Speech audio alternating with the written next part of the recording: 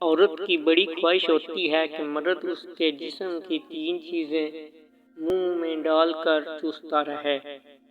Number 1، ہونٹوں کو چوسنا۔ عورت کی ہمیشہ یہ خواہش ہوتی ہے کہ مرد اس کے ساتھ محبت کا اظہار کرتے ہوئے اس کے ہونٹوں کو کس کرے۔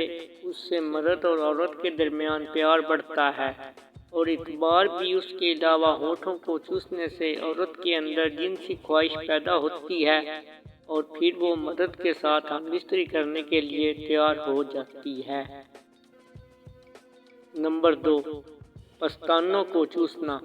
عورت کے پستانوں عورت کی خوبصورتی کی سب سے بڑی وجہ ہوتی ہے۔ عورت کے پستان اس کی حساس حصوں میں سے ایک حصہ ہوتا ہے۔ عورت کے پستانوں کو چوسنے اور دبانے سے عورت کو بہت زیادہ لذت ملتی ہے۔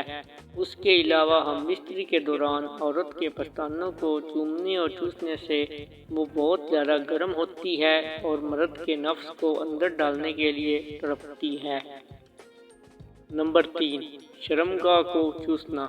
عورت کی شرمگاہ کو چوسنے سے عورت تڑپتی ہے اور ان کی شہوت اتنی بڑھتی ہے کہ وہ پھر ہم بستری کے دوران مرد کے نفس کو زور سے اپنے اندر کھینچ لیتی ہے اور مرد کو بہت زیادہ ٹائمنگ اور لذت دیتی ہے، جس سے مرد بھرپور لطف اندوز ہو کر اپنی جنسی بھوک مٹاتا ہے اور ہم بستری کے دوران اپنی خواہش پوری کرتا ہے۔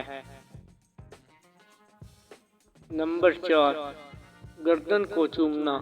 ہونٹوں کو چومنے اور چوسنے کے ساتھ ساتھ عورت گردن کو بھی چوسنا پسند کرتی ہے۔